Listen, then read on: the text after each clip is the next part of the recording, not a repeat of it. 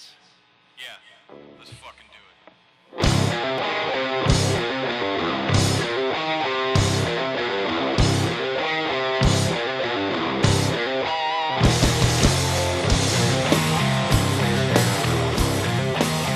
June 12th, 2014. On behalf of my bandmates, Joe and Seth, this is Dave coming at you with Biffcast number 35. I was just thinking, it's been pretty much 7 years now that we've been doing the Biff podcast. So that's pretty neat. However, we have not done one in about 6 months now. And in fact, this is the first one we've done in the year 2014. There's a good reason for that. Biff has basically been on a hiatus for the last 6 months. There was a long stretch of time there where we did not do anything, and that was because Seth Yannicone broke his right hand and was rendered unable to play guitar for a very long time. It was a slow recovery. Earlier today, I caught up with Seth and asked him to speak with us a little bit about that. So here's Seth Yannicone on his broken hand. Check it out. All right, Seth, tell us about that broken hand of yours. It's broken. Still? Technically, it's fractured still. But I broke it in January, on January 8th to be exact, playing basketball. And I broke the fourth metacarpal, and it's now... What's a metacarpal?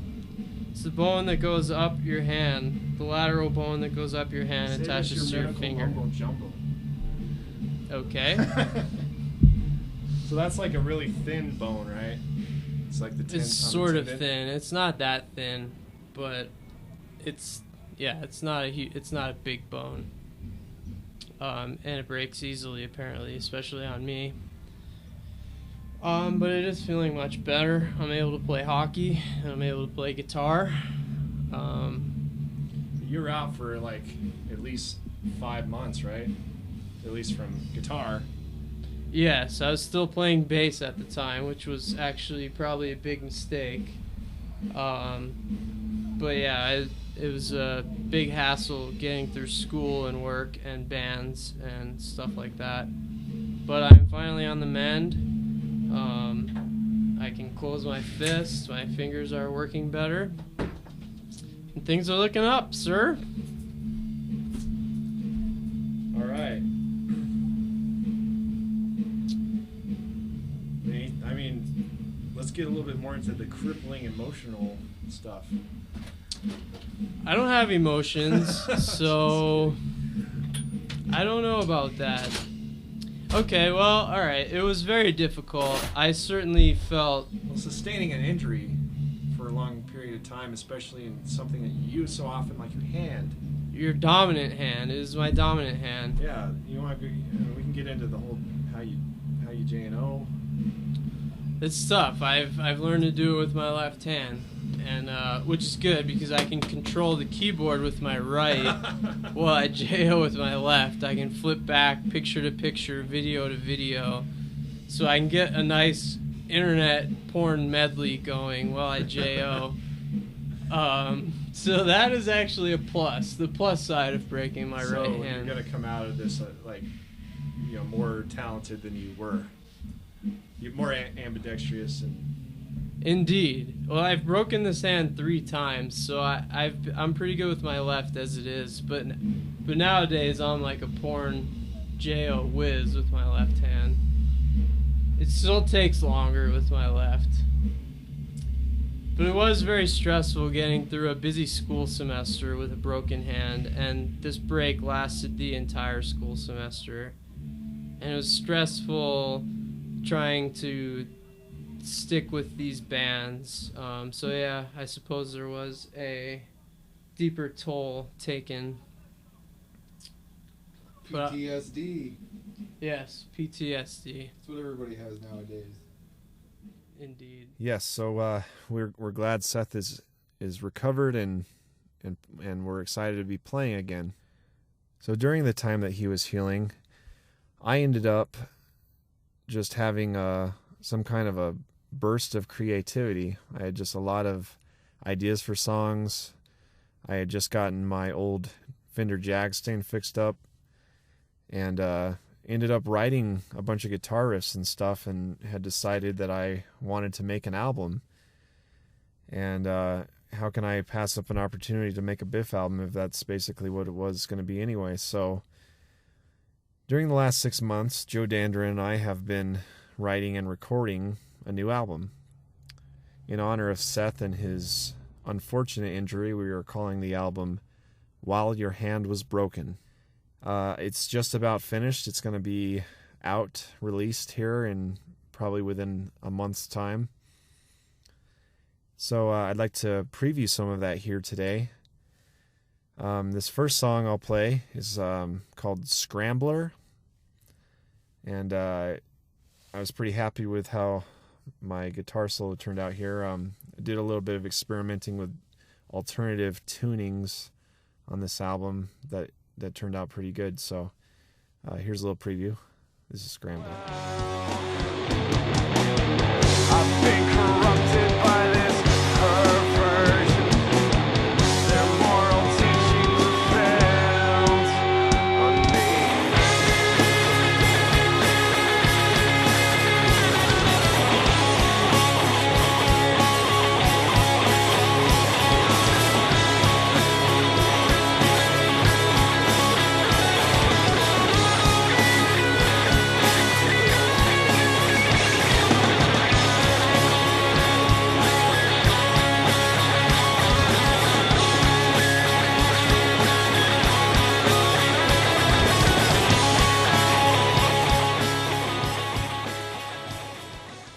Rock on. This next one I'll show you here is kind of a duet. It's a song that's basically supposed to be a conversation between two people. So I got my friend Asia Razzo to do the female vocal on this. This one's called Housebreaker.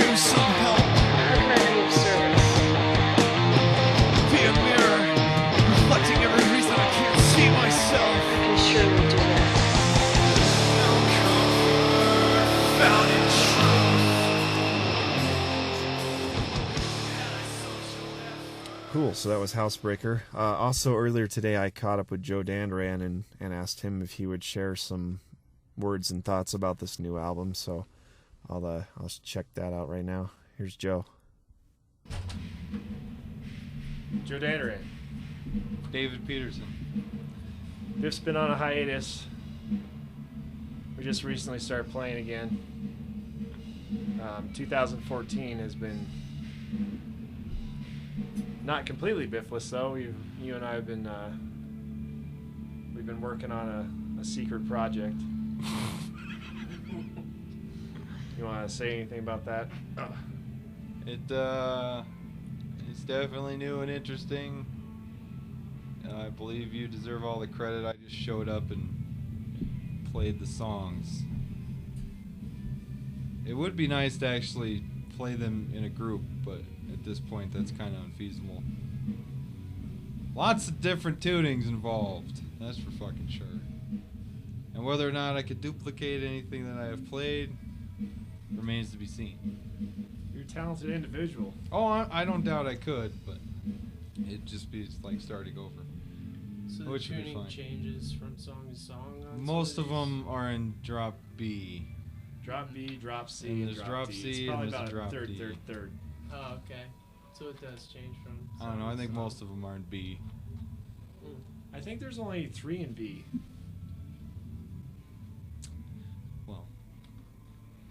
Maybe you should label them on the album.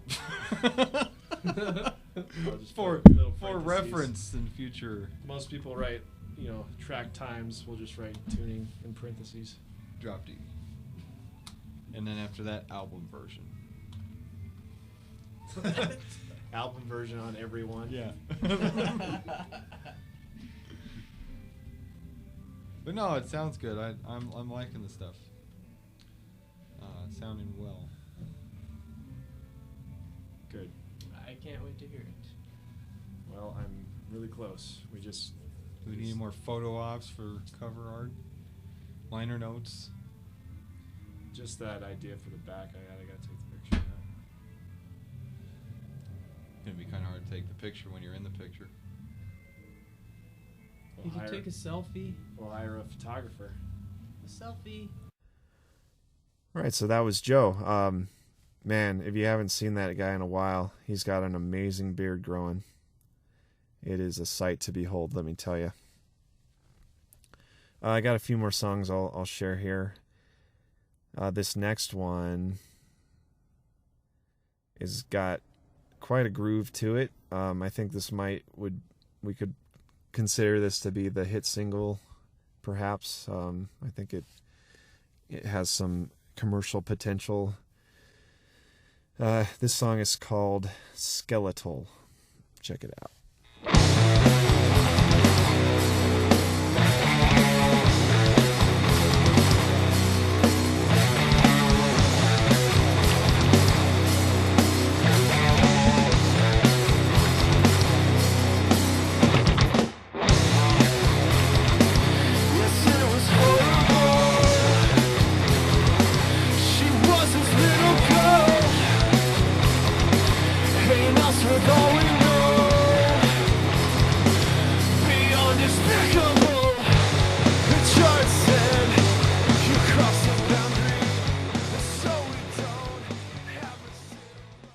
So I also wanted to share with anyone who might listen to this that there are some other changes coming for the band.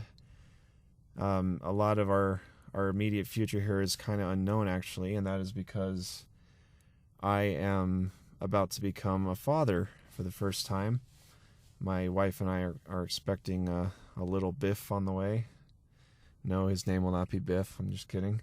I'll also add that when you anyone listening to this new album will probably notice that this was a process for me, because writing songs is very therapeutic, and going through this monumental change in my life right now, I think that's another reason why I was so compelled to create this album while the band was on hold.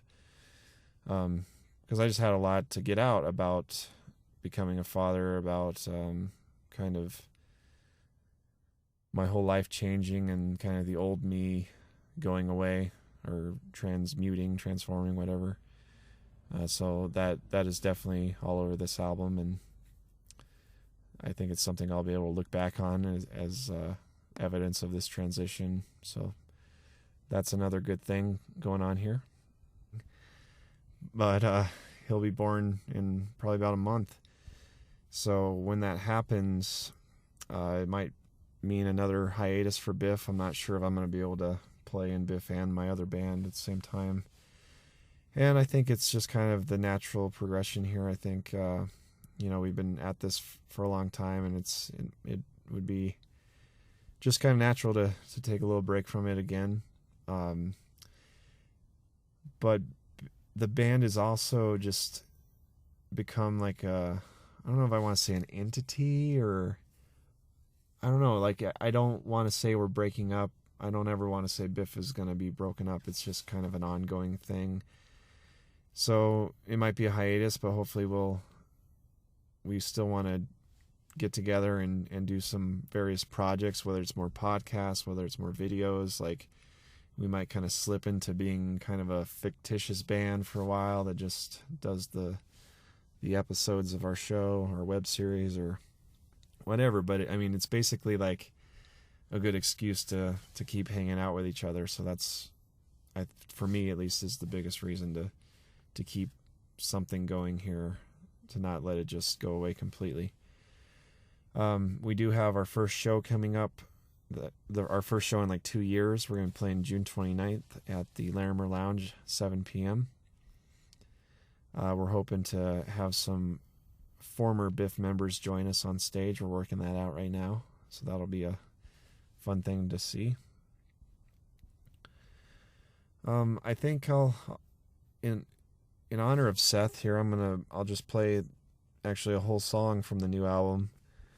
This one's in honor of him because it's almost like kind of the title track. The song's called Broken Hand, which obviously it's about him and the situation he found himself in here. So let me play this for you, and then we'll wrap up afterwards. Here's Broken Hand.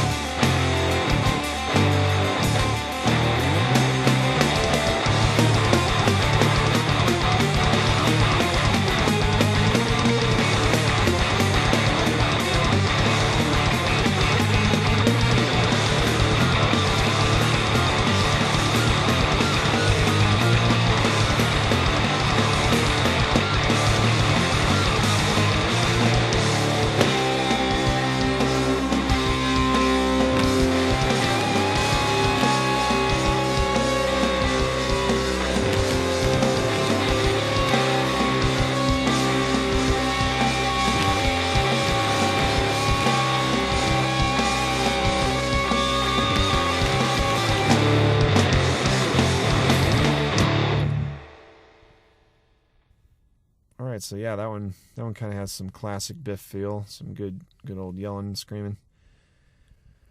Well, this has been episode 35 of Biff Podcast. Thank you for tuning in for the 2014 updates.